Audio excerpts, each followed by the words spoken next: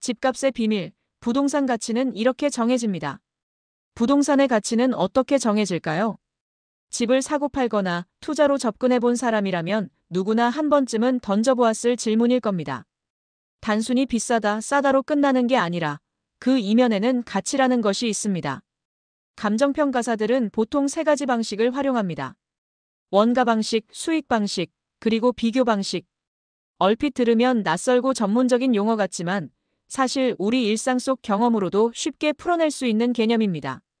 첫 번째, 원가 방식. 말 그대로 다시 짓는다면 얼마가 들까? 를 따져보는 방법입니다. 예를 들어 은마 아파트를 떠올려 봅시다. 1979년에 지어진 이 아파트는 어느새 40년이 훌쩍 넘었습니다. 지금 시점에서 다시 짓는다고 하면 1979년 당시 건축비가 아니라 2024년의 건축비를 기준으로 계산해야겠지요. 여기에다 세월의 흔적, 즉 40년간의 감가율을 적용하면 건물 자체의 가치는 사실상 거의 사라집니다. 결국 남는 건 땅값뿐. 그런데도 은마 아파트가 여전히 수십억 원에 거래되는 이유는 바로 이 토지 가치 때문입니다. 원가 방식으로 본다면 집이 아니라 땅이 부동산 가치의 핵심이 되는 셈이죠.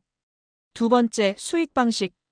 이번에는 투자자의 눈으로 부동산을 바라보는 방법입니다.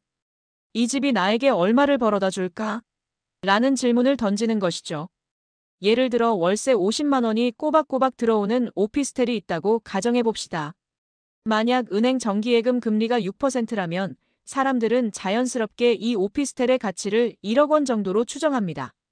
이 정도면 예금에 돈 넣는 것보다 낫다는 계산이 머릿속에서 돌아가기 때문이죠.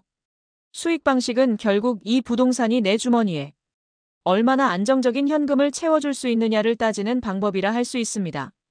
세 번째, 비교 방식. 우리가 가장 쉽게 체감하는 방법이기도 합니다.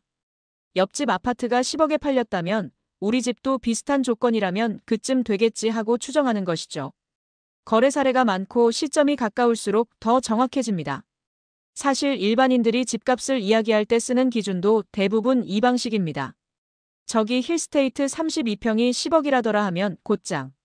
그럼 우리 집도 10억쯤 하겠네 하는 계산이 나오는 것이죠. 자본시장의 원리, 그리고 가격. 이쯤 되면 이런 생각이 듭니다. 부동산뿐만 아니라 세상 모든 재화의 가격도 이렇게 정해지는 것 아닐까? 맞습니다. 우리는 자본주의 시장경제라는 틀 안에서 살고 있습니다. 직장인들의 점심 도시락에도 포르쉐 타이칸 같은 슈퍼카에도 에르메스, 버킨백 같은 명품 가방에도 모두 가격이 매겨져 있죠. 거래가 이루어지는 곳마다 가격은 자연스럽게 형성됩니다. 주식 투자도 마찬가지입니다. 많은 초보 투자자들이 흔히 저지르는 실수는 주가라는 숫자만 보고 판단하는 것입니다. 아마존 주가가 180달러일 때는 싸 보이고 220달러일 때는 비싸 보일 수 있습니다. 그런데 주식 분할 전에는 그 주식이 3,000달러가 넘기도 했습니다. 단순히 숫자만 놓고 보면 지금은 훨씬 싸진 것처럼 보이겠죠. 하지만 가격은 언제나 상대적입니다. 중요한 건 그 숫자 자체가 아니라 그 뒤에 숨어있는 가치입니다.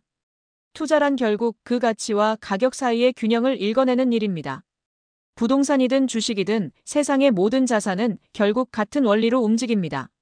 원가가 얼마인지, 얼마나 벌어다 줄 수 있는지, 그리고 다른 것들과 비교했을 때 어느 정도의 가치를 가지는지가 핵심이지요. 가격은 늘 숫자로 보이지만 그 속에는 가치라는 보이지 않는 무게가 자리하고 있습니다. 결국 우리는 숫자가 아니라 그 숫자가 담고 있는 이야기를 읽어내야 합니다. 그것이 투자에서 가장 중요한 눈이고 또 인생의 여러 선택에서 길잡이가 되어주는 통찰일지도 모릅니다.